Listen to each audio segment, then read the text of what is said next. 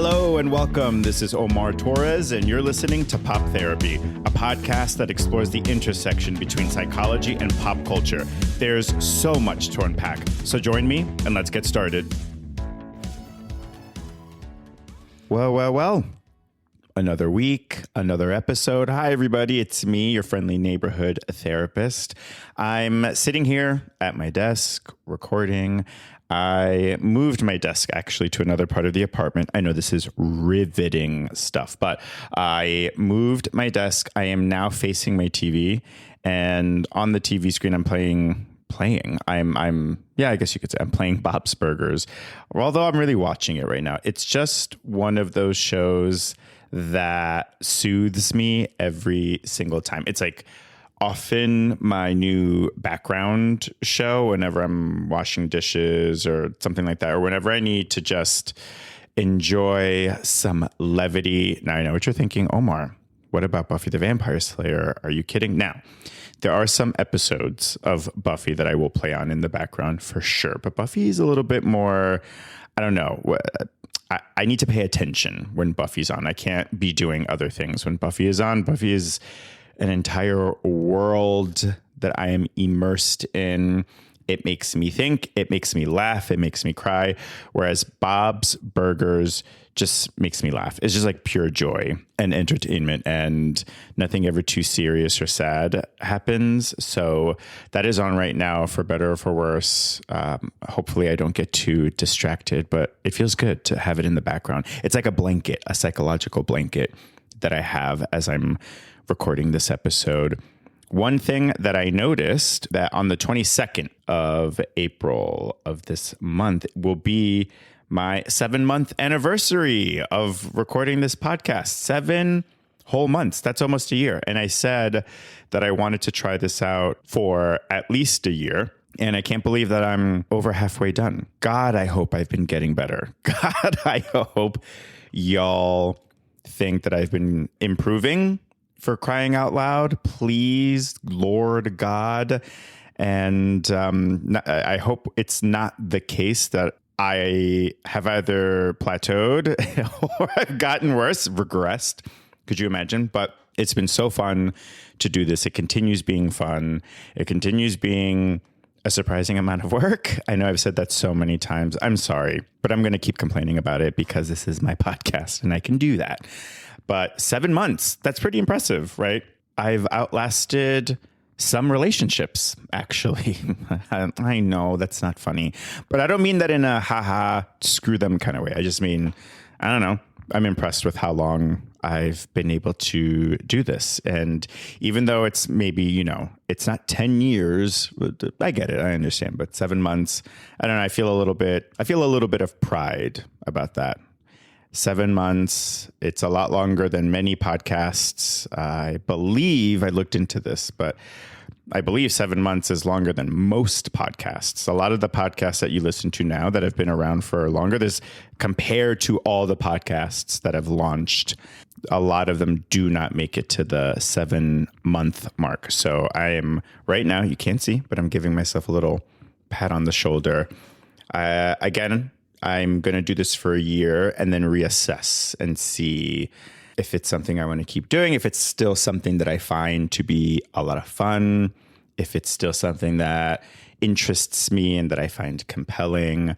But I wanted to share that with you all. And thank you all. Thank you all for listening and for giving me really helpful feedback and for motivating me. Every once in a while, I'll hear an acquaintance or a friend let me know that they listen and that they really like it. And it's little things like that make it motivating, because this is so insular.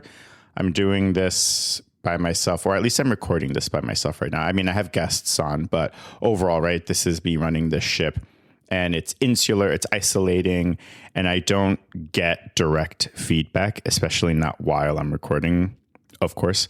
And once it's out there, once I record and I release it, it's out there. I don't get a ton of feedback. There's some analytics that I'm able to look at, how many people downloaded the episode, how many people listened, stuff like that. So that's some data that's helpful for me. But when someone says, I listened to the episode, I really liked it, or I listened to such and such an episode and it made me laugh. That kind of feedback is really helpful for me because it keeps me motivated. It keeps me going. So to everyone listening and to everyone or anyone that has given me feedback, thank you so much. I really appreciate it. I'm having a blast and I hope you are too. I recently went to a birthday party, my sister's birthday party, and I got some super helpful, speaking of feedback, I got some super helpful feedback. Shout out to Gabriel and Jessica for letting me know that one of the episodes I didn't upload the full episode. I don't know how the hell I did that because I don't break up the file, right? It's not like I upload the episode into parts. I record the episode, I save the file, and then I upload the file. For some reason, one of the episodes where it's just me, so one of the more recent ones, cuts out at like the 22 or 23 minute mark. And there's definitely like another, 20 minutes or so of that episode. And I had no idea that it cut out. I just assumed the entire audio file uploaded because that's what I freaking did. So thank you guys. Again, that was really helpful. I was mortified, but stuff like that is helpful to know. I re-uploaded the file. Hopefully, I think it works. I checked it out again and the whole file was there on my end. So again, please, Lord God, just let this technology work in my favor, please, for once. So again, Jessica, Gabriel, thank you so much. I couldn't have done it without you. It really does take a village, doesn't it, to get a podcast going? It really does. I'm going to segue into one of my favorite segments, actually, of this podcast, which is the microdosing rage bait segment. So for those of you who don't know, there's so much rage bait online and in the news, and there's a lot of clickbait as well. And it's a lot of headlines that are salacious and video clips and sound bites that are really salacious and provocative and often elicit a lot of rage, hence, right, the name rage bait. And I've noticed that I think we could all use a little bit of help of not falling for it, right? Of getting back into the driver's seat of our own lives, of our own brains, of our own bodies, our own psychology, and making much more thoughtful and informed decisions, behaviors. And so I started this segment, Microdosing Rage Bait, in order to help us essentially flex that muscle of pausing, being aware of what's going on, and then responding or making a decision based on your awareness, right? Based on you being, again, in the driver's seat of your own brain. So I am going to do a little bit of microdosing rage bait right now. And remember, what I actually think doesn't matter. So I'm going to say a sentence or a phrase. I'm going to share an opinion or whatever, right? I'm going to share an opinion, and your only task is to be aware of what comes up for you, whether it's rage, whether it's joy, whether it's confusion. It really doesn't matter what comes up. That's not the point. The point is to just be aware of what comes up, so that way you are not at the mercy of your emotions. So when you go on social media and you see something absolutely bonkers, you can practice this skill. So here is the opinion that I'm going to share. Now, whether or not I actually agree with this, again, doesn't matter. It's about you. It's about you who's listening. I'm doing this for you. So here's the opinion. I don't think parents should lie to their children about Santa Claus. I think parents should tell the truth right away about Santa Claus. Take a moment and be aware of what comes up for you. Now, the interesting news, I was going to say the good news, but it's not good or bad. But the interesting news is that I am going to talk a little bit about what I think about that. But this opinion, right, again, it doesn't matter whether or not I believe it, whether or not it's true that I believe it. I want you to be aware of what's coming up for you. Is it anger? Is it confusion? Is it sadness? Do you agree? Right? Do you feel a sense of relief? Someone else out there agrees with me. Do you feel guilty? Right? Like, do you feel guilty? Are you thinking now about the fact that maybe you have lied to your kids or you've, that sounds so strong, right? But it is true. So for better or for worse, maybe you feel guilty. Maybe you even feel a little bit of shame. Maybe you even feel defensive. That's totally okay. Those things are totally okay. I welcome them. I welcome the emotional response. And I just want you to be aware and take a minute to like pause and remind yourself that the stakes couldn't be lower, that whether or not I believe that really doesn't matter. It doesn't impact your life in any meaningful way. It doesn't impact your kids' life in any meaningful way. It doesn't impact any of your family's lives in any meaningful way. Could anything matter less? Could anything matter less than whether or not I agree that you should not lie to your kids about Santa Claus? No, nothing could. It really doesn't matter. My opinion doesn't pay your bills.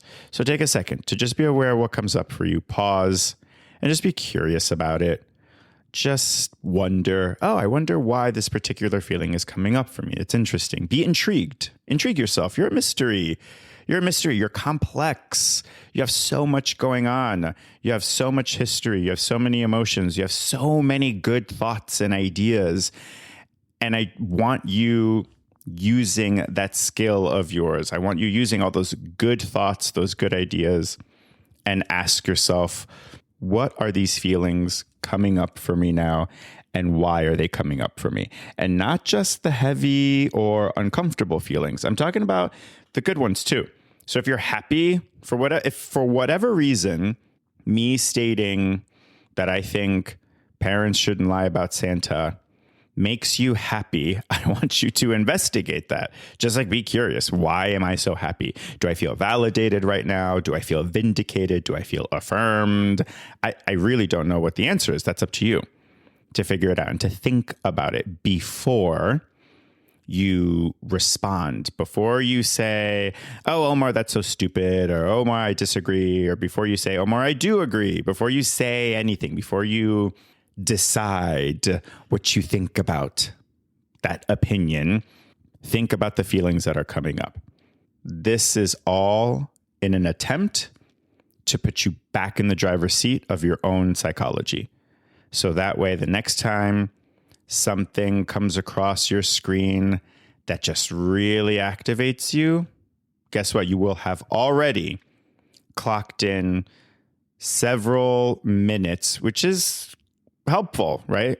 Several minutes practicing how to be in the driver's seat of your own brain, how to be curious about a feeling that comes up for you, and how to explore those feelings before you decide where you land, before you decide how you want to respond.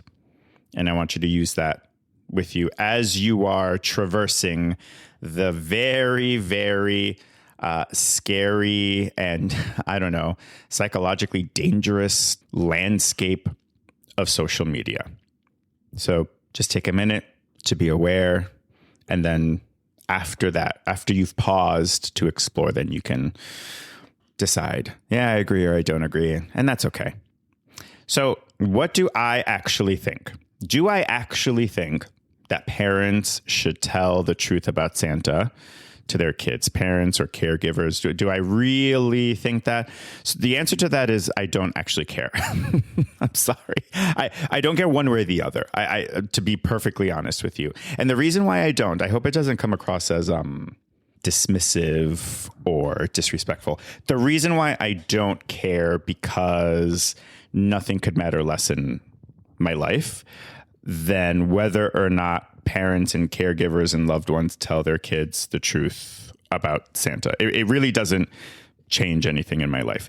I have, however, been thinking about it for me lately, and this happens, I don't know, every like few months, every like 3 or 4 months, I'll think about this and I'll wonder to myself, if I had kids, or if I ever plan on having kids, do I like where do I stand on that? Would I want to raise my kids knowing the truth about Santa, which is that there is no Santa, or would I want them believing in Santa for a while until they're old enough and they figure it out or what have you? And I often go back and forth just between the pros and cons. The idea of like Santa, it's so whimsical, it's so magical, and there's just so little whimsy in this world.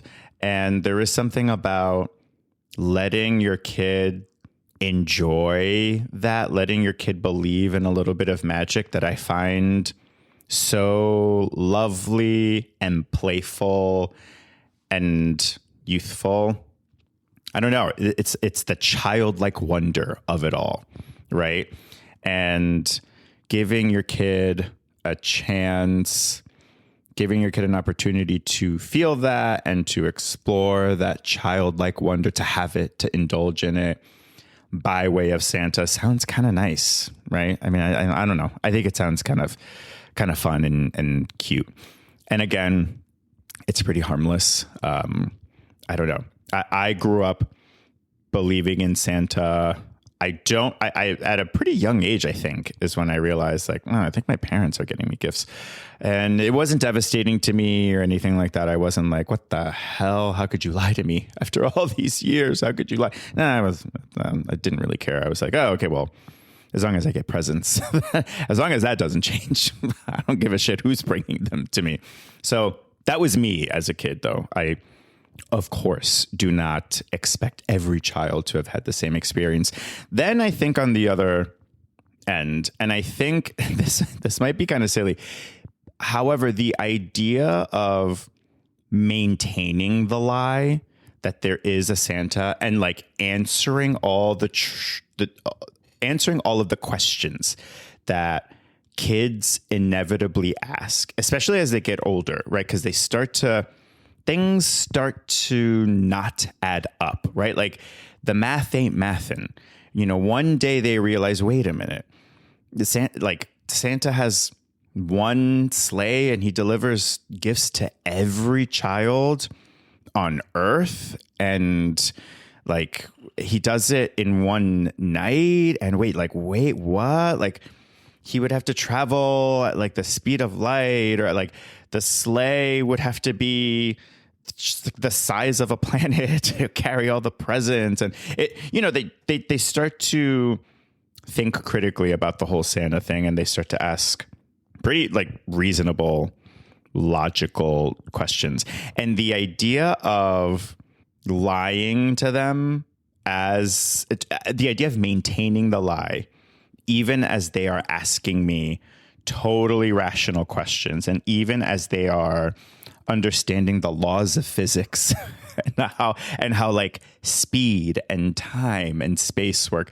The idea of like, yeah, no, he does it. It's magic. You know, it's magic. The idea of doing that kind of stresses me out. No, not kind of. It does. It really does stress me out. And I don't know. I think like it's the same feeling I have when I lie in general. Like even if it's a white lie, even if it's a harmless lie. I'm trying to think of one right now, but like, you know, you hear stories of people who like pretend with their partner that like they forgot their birthday. You know what I mean? And then it's like surprise, like at the end, I don't know, at some point in the day, it's like, no, they actually threw them a surprise birthday party, but that whole day they're lying to their partner or pretending like they totally forgot or something like that, right? Or pretending like you're not about to ask your partner to marry you. Like, I don't know. It's just me that all of that stresses me out. Like the idea, even if like it's going to be something really lovely and sweet at the end. The idea of lying up until that point really stresses me out. I just know that I get nervous and shaky and sweaty and stammering all over and just like stumbling over my words. And so the idea of maintaining the lie to my kids or kid, I don't know, just for the sake of whimsy, I don't know. It's just like really stressful. And maybe it's not a fair analogy, right? Like maybe I shouldn't be comparing that to other instances when I'm like, you know, when I've lied, again, even if it's for like a quote unquote good reason, it's still really stressful.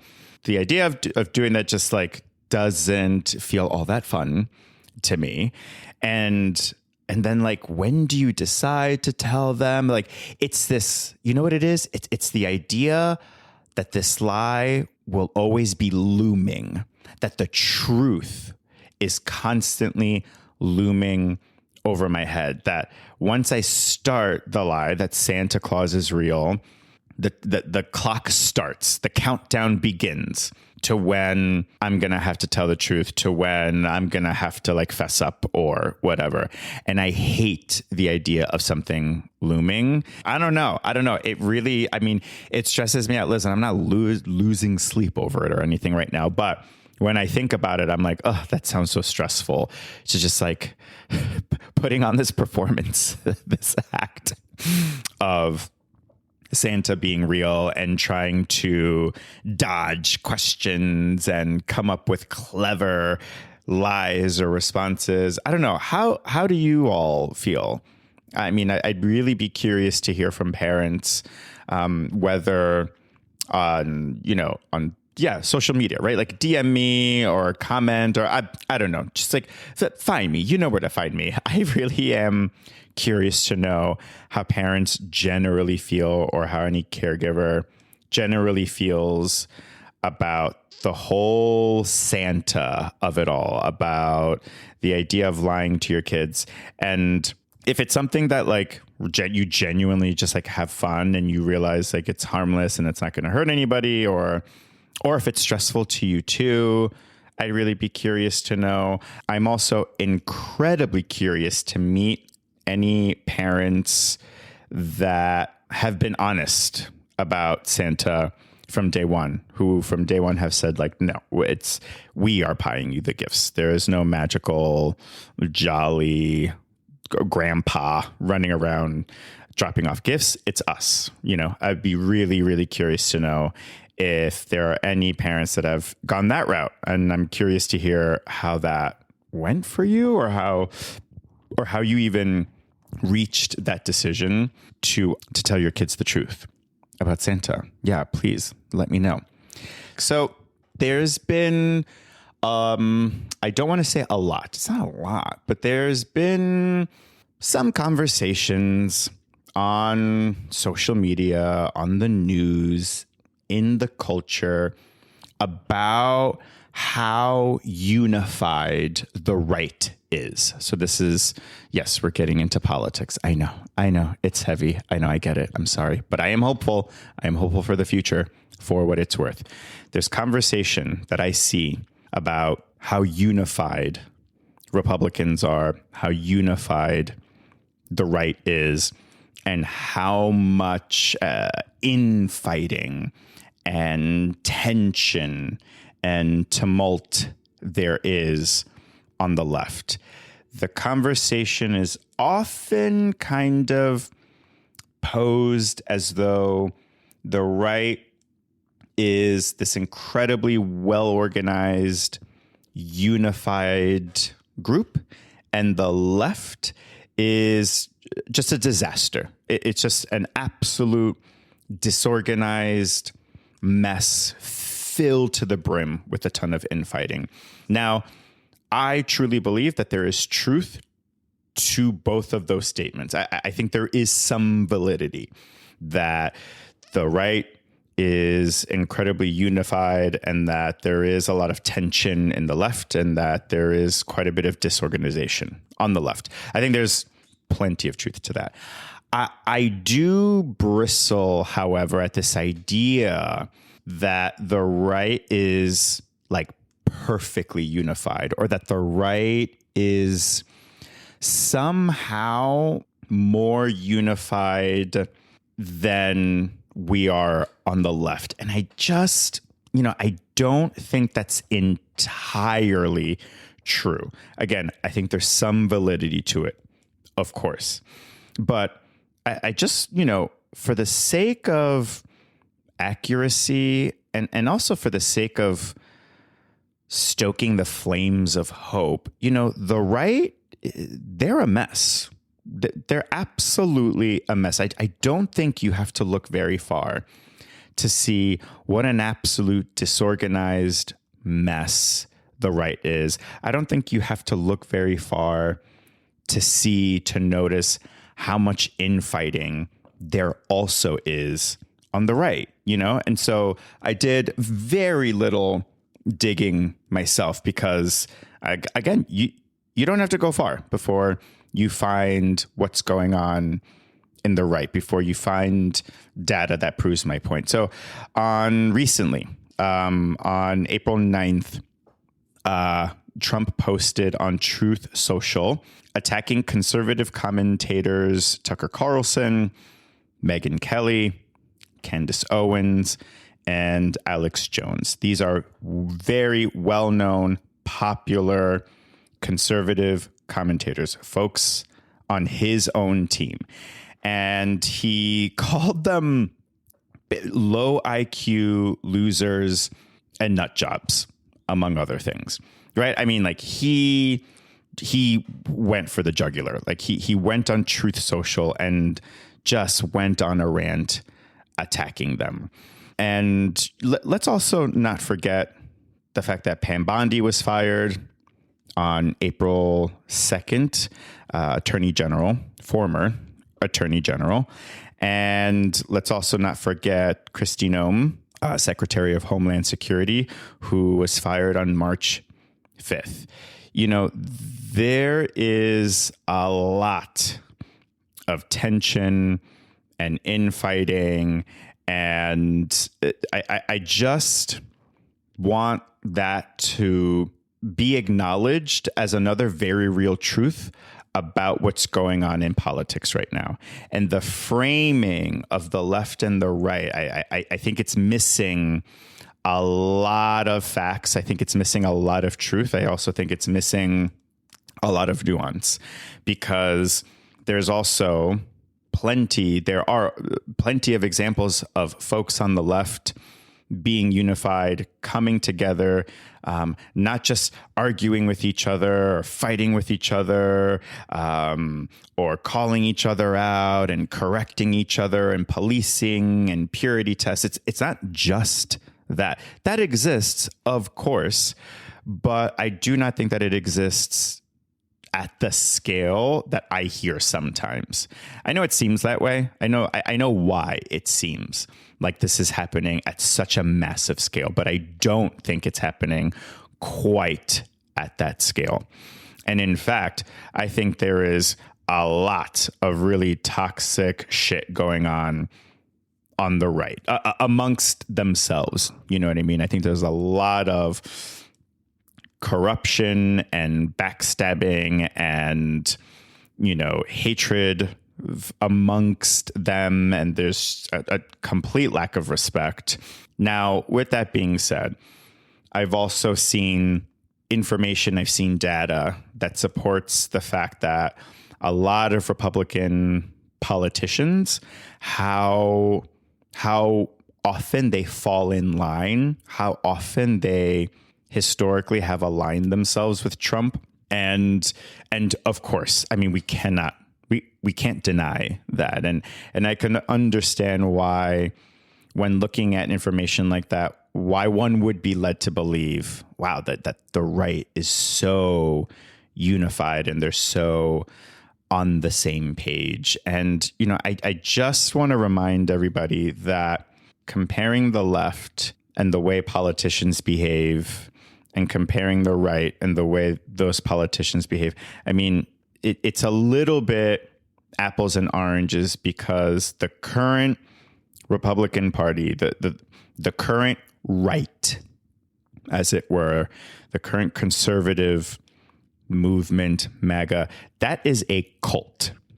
I mean, expert after expert has said the same thing, from therapists to scientists, researchers, authors, people who specialize in cults, who write about cults, who research cults, overwhelmingly agree that the current right, that is a cult. And I think comparing any group to a cult is, I don't know. I don't think that's a good analogy. I don't think that's a good, reasonable comparison, unless you're comparing two cults.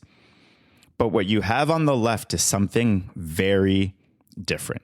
What that is, I'm going to let you ponder that and think about that. But it is not a cult, not to the extent that the right has.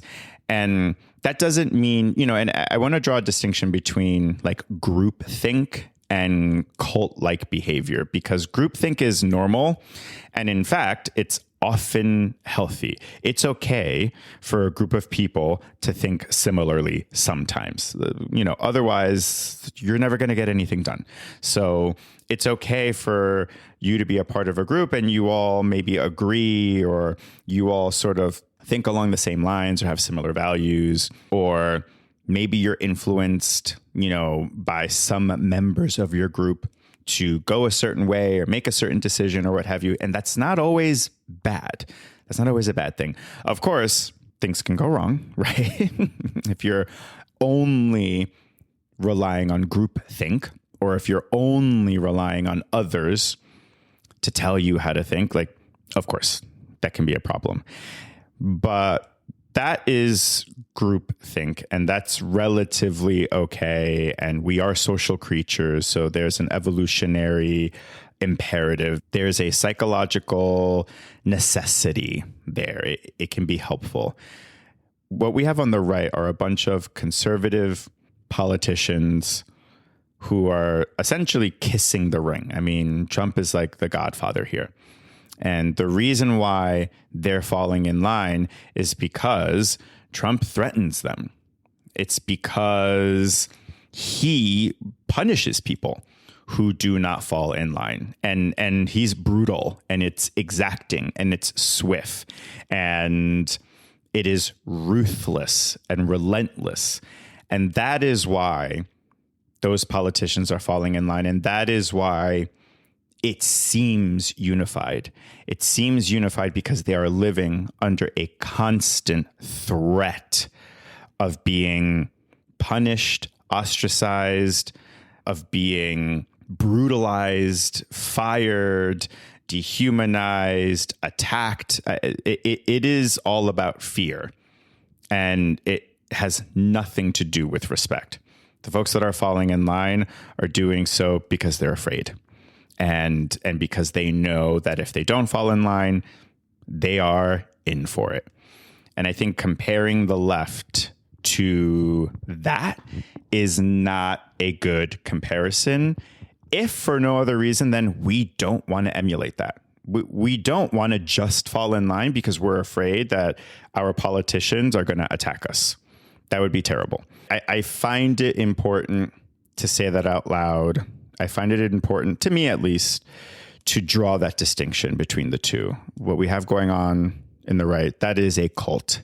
And so, yes, they're going to fall in line because that's how cults work. They operate out of control. They use fear, and they use brutalization, essentially, to get their way. And while there might be plenty of infighting on the left, we're not brutalizing each other.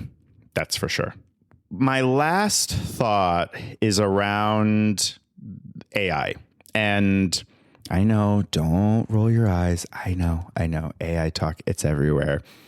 This is not, the thought is not about whether or not I agree with AI or the ethics around AI. It's like nothing about that. Like whether we should or shouldn't, this thought has nothing to do with that.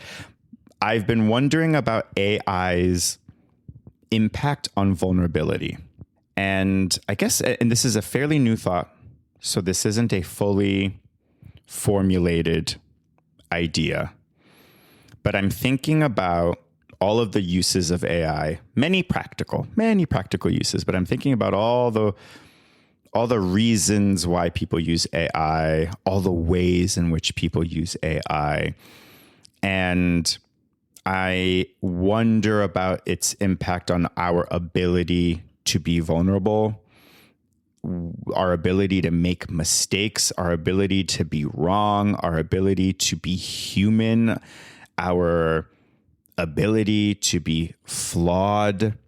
And I don't have the answer to that. I of course, I don't know. I haven't done any research, but what I'm noticing is this sort of extension of perfectionism, which is a coping strategy for vulnerability, or rather, it's more of a defense against vulnerability.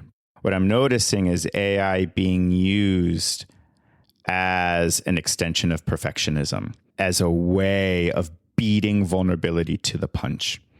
You don't know the answer to something, look it up, use ChatGPT and look it up, and have it within seconds. You don't like the way your photo looks, run it through some AI software and edit the picture and make it look better. You don't like the way your voice sounds on a podcast, run it through some AI software where it automatically adjusts and improves and gives you that smooth podcaster voice. You don't like the fact that you can tell on a video that you're reading, from a teleprompter or something. AI edits that out.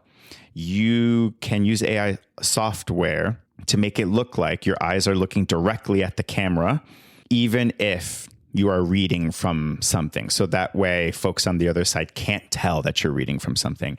And, one of my thoughts was like, well, what's wrong with that? Why is that so bad? Why is it so bad? Is it so bad if you can tell when I'm talking to you that I'm reading off of something that I took time to write?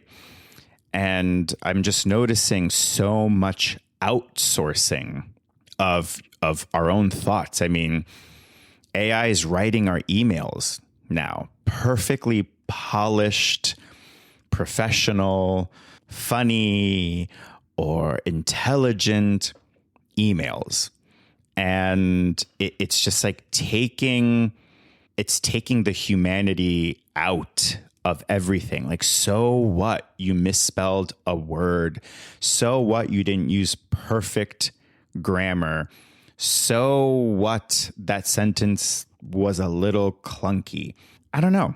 It just feels like one of the ways in which AI is being used is to edit our own flaws and humanity out of our interactions.